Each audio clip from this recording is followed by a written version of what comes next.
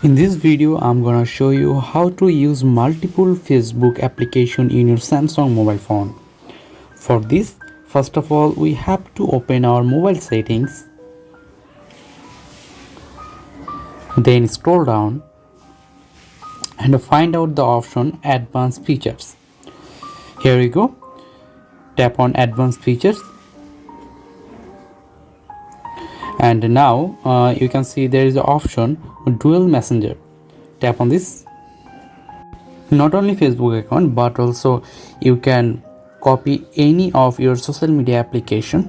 So in this video I'm gonna show you how to duplicate your Facebook application. In the same process you can duplicate your other social media application. The process is very simple. Enable this option right here, enable this option and then click install.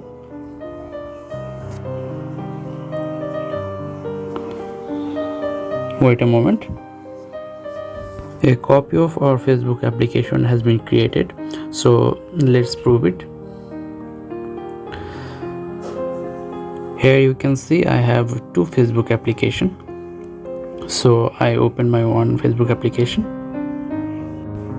Here I am logging my one Facebook account and then open my second Facebook application,